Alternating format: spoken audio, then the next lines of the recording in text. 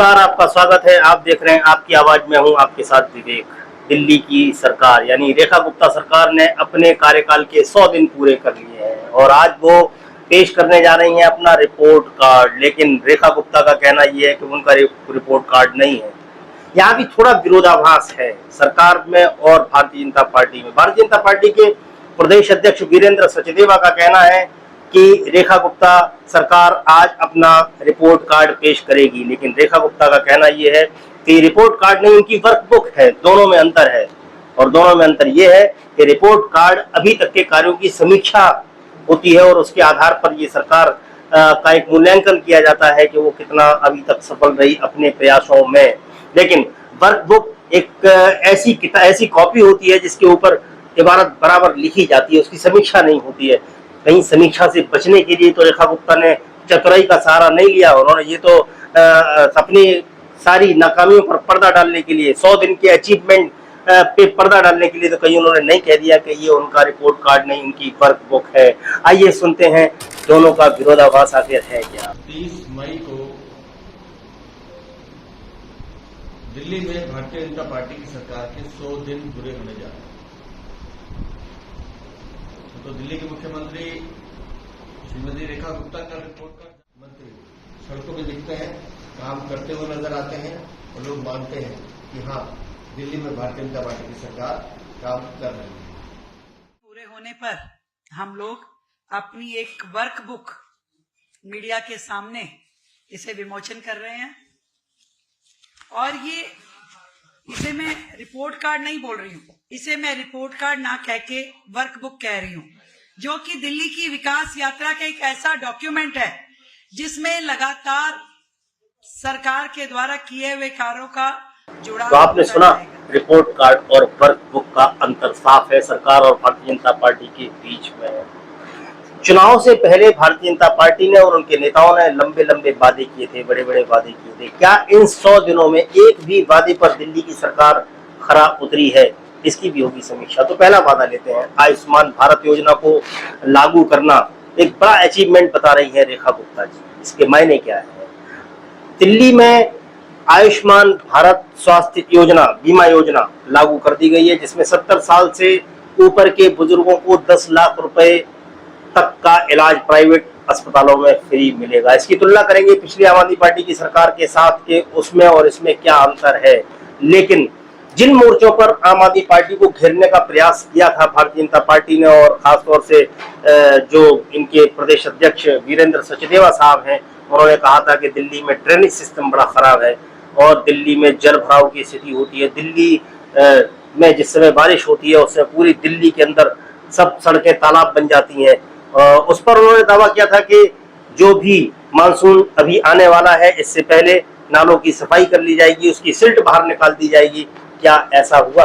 क्योंकि अभी मानसून आया भी नहीं है। मानसून के पहले की बरसात के कुछ अंश देखने को मिले हैं, उसके बाद दिल्ली की हालत क्या हुई है, आइए देखिए। ये ठंड का आज बारिश हुई थी, रात पड़ती थी और उससे इतना पानी भरा हुआ है कि पूरा ट्रैफिक, ये लगा लो कि पूरा यहाँ पे निकलना मुश्किल हो रहा है।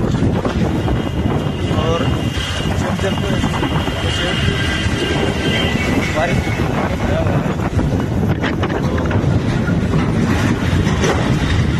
दिल्ली में 4 इंजन की सरकार होने के बाद उनका का कोई सुधार नहीं हुआ।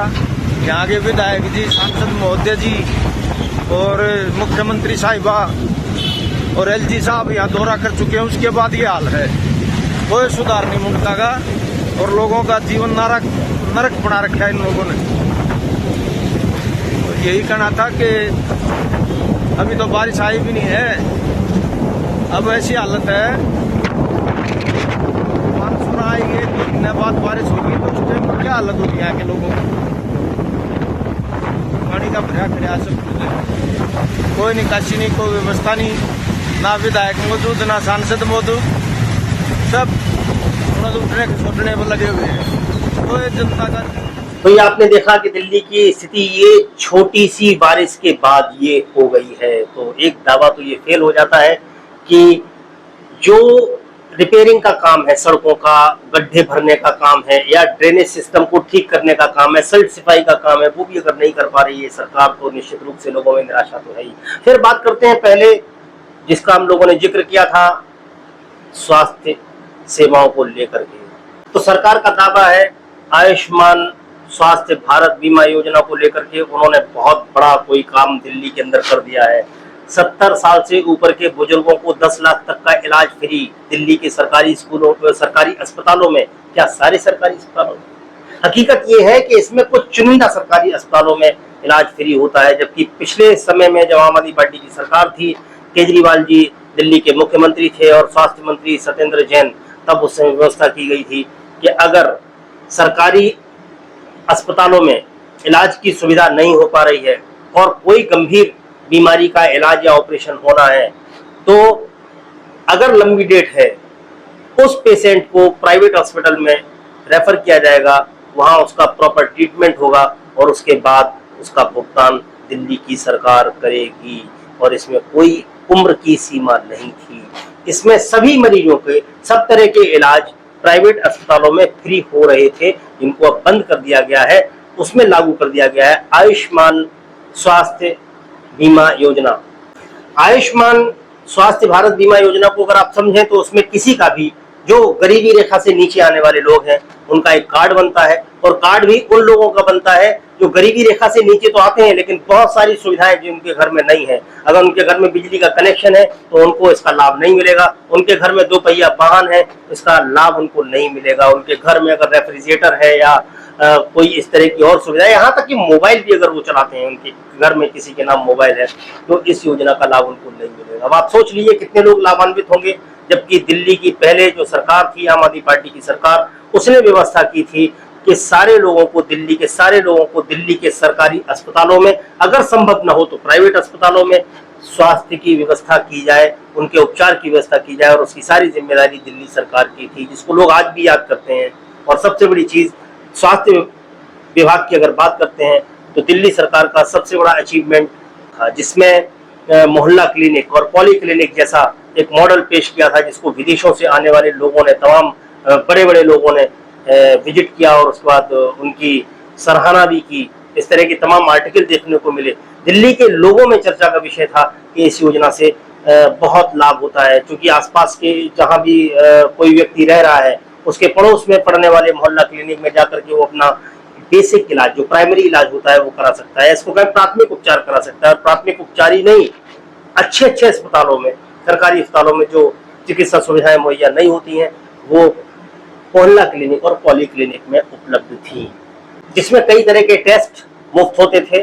ब्लड सैंपल लिया जाता था और उसकी रिपोर्ट आती थी, उसके आधार पर डॉक्टर जांच करते थे। दवाइयां सारे मोहल्ला क्लिनिक में उपलब्ध रहती थी। शुरू में ये मॉडल बहुत स्मूथली चला, लेकिन दिल्ली और केंद्र के झगड़े में राज्यपाल के हस्तक्षेप के बाद इसमें कुछ कमियां आई, जहां दवाइयों के टेंडर निरस्त किए गए और तमाम सारी तरह की जांचें बिठा दी गई, और इसको बाधित करने का प्रयास भी कहीं न कहीं लगता है। ऐसा लोगों ने कहा कि उनको भी ये इस बात का एहसास होता है कि कहीं न कहीं इस लाभकारी लोकप्रिय योजना पर सबसे ज्यादा बड़ा प्रहार केंद्र सरकार ने उपराज्यपाल के माध्यम से किया।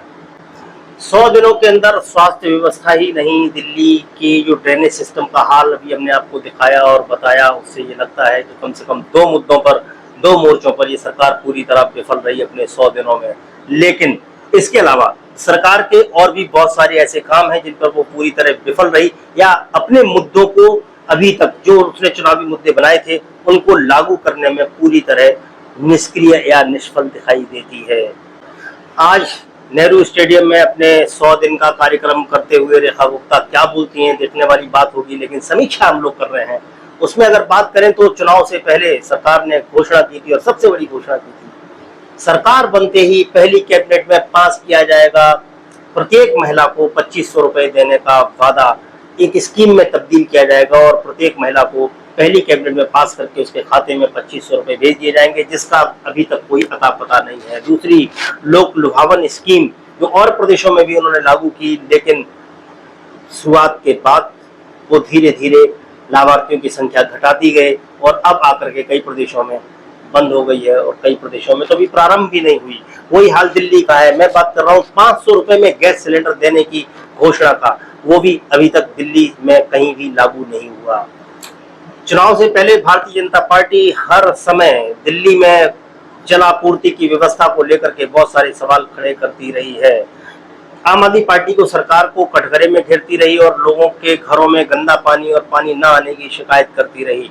क्या हुआ 100 दिनों में उसमें बदलाव, आप खुद सुनिए दिल्ली वालों की जुबानी। पूरी दिल्ली में, पूरी राजेंद्र नगर विधानसभा में पानी की बहुत ज्यादा दिक्कत है। यहाँ पर जो पानी आ रहा है उसकी क्वालिटी इतनी गंदी है कि ऐसे लगता है कि सीवर का पानी दिया जा रहा है। जब से यहाँ पे बीजेपी की सरकार आई है, यहाँ पे कई जगहों पे तो पानी ही नहीं आ रहा। जहाँ पे पानी आता है वहाँ पे इतना गंदा पानी आता है कि बच्चे बीमार पड़ रहे हैं। ये पानी बहुत साफ आता था, लेकिन अब जब से बीजेपी की सरकार आई है पानी बहुत गंदा आता है और गलियों में इतना बुरा हाल है कि हम निकल नहीं सकते हैं। जगह जगह सीवर खुले रहते हैं। आम जन को जो पानी, जो सुविधा पहले आराम से मिल जाती थी, अब वो भी मुहैया नहीं हो रही। जो थोड़ा बहुत पानी आता है वो भी स्मेली और एकदम गटर वाला पानी। विधायक सुन नहीं रहे, रो के अब जनता ये कह रही कि इससे बेहतर तो केजरीवाल ही थे। घरवाणी की बिना तो महिलाएं घर में कोई काम ही नहीं कर सकती। और जब से ये बजाज जीता है, उमंग बजाज, इसने पानी बिल्कुल बंद कर दिया है। हम कैसे 5 साल कर देंगे ये बताइए। जब भी उमंग बजाज के ऑफिस में जाते हैं काम करवाने के लिए, कोई भी समस्या होती है तो उमंग बजाज गुंडा वाला रोल अपनाता है। बहुत दुखी हो गए, 3 महीना के अंदर हम लोगों ने बहुत दुखी हो गए। आगे बढ़ने से पहले आपसे एक निवेदन ये है कि ये कार्यक्रम हम लोग अपने एफर्ट से इसको चालू किया है और इसको आगे बढ़ा रहे हैं। हम लोगों के पास फंड की कमी है, अपने व्यक्तिगत साधनों से इसको हम लोग आगे बढ़ाते हैं। आपसे हौसला अफजाई के लिए उम्मीद करते हैं कि इस तरह के कार्यक्रमों को लाइक शेयर किया करें, इसमें कमेंट भी किया करें, अपनी राय भी दिया करें, इससे और बेहतर तरीके से हम लोग। अब बात करते हैं एक और मुद्दे की कि जिस पर सबसे ज्यादा घेरा था आम आदमी पार्टी की सरकार को, भारतीय जनता पार्टी ने, वो था यमुना की सफाई का मुद्दा। यमुना की सफाई पर बड़े बड़े दावे करने के बाद आखिर इस सरकार ने किया क्या, 100 दिनों में इसका अचीवमेंट क्या रहा।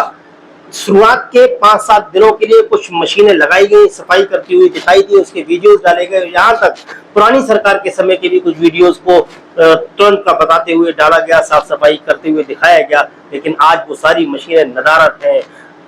यमुना में कई बार ऐसी रिपोर्ट्स आई हैं जिसमें मछलियों के मरने तक का दावा किया गया है। सरकार यमुना जी को स्वच्छ बनाकर दिल्ली एनसीआर का भविष्य बदलेगी।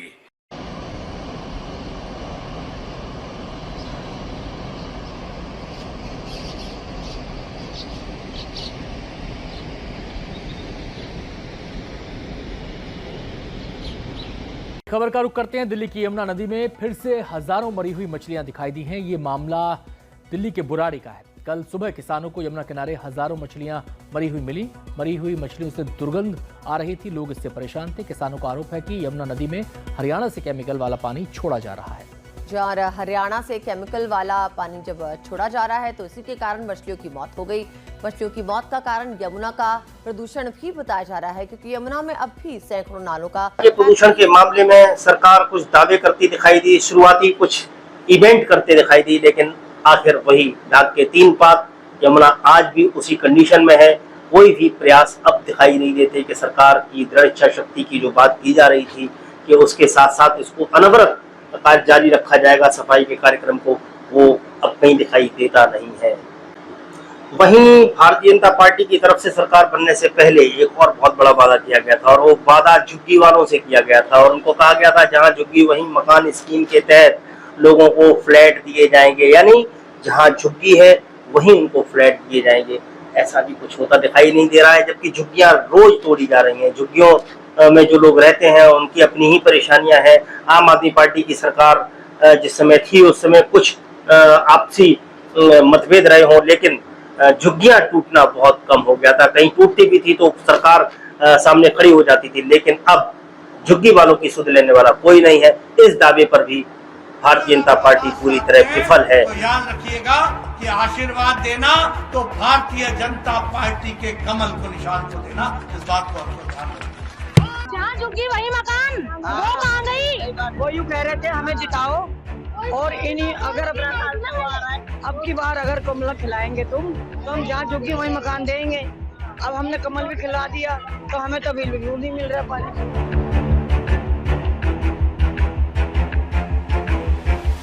केजरीवाल होते तो मकान बच जाते ये गरीबों का ये किसी को लगता है कि कहीं झुग्गियां तोड़ करके वहां मकान बना है और लोगों को उसमें पोजीशन दिया गया है, इसमें जरूर कमेंट में आप लिखिए, मुझे बताइए, लेकिन मुझे लगता नहीं है। तो मेरी रिसर्च है, जो मेरी पड़ताल है, उसमें कहीं भी ऐसा नहीं हुआ। झुग्गी वाले अपनी समस्या अब कहीं जाकर के रोने की स्थिति में भी नहीं है। दिल्ली में आम आदमी पार्टी की जब सरकार थी तो अनवरत निर्बाध रूप से बिजली की सप्लाई होती थी, पावर कट्स नहीं लगते थे। दिल्ली वाले अब इन पावर कट से भी जूझ रहे हैं और 7 से 15% टैरिफ में भी वृद्धि हो गई है, यानी उनके बिजली के बिलों में भी वृद्धि की गई है, उसकी दरों में, बिजली की दरों में वृद्धि की गई है और पावर कट भी लग रहे हैं, जो शायद दिल्ली वालों ने इससे पहले कभी नहीं झेले थे।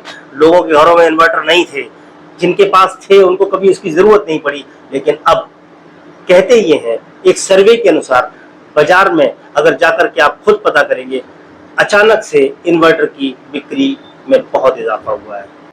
स्वास्थ्य से जुड़ा हुआ एक और वादा भारतीय जनता पार्टी का था कि गर्भवती महिलाओं को 21,000 रुपए उनके खाते में डाले जाएंगे।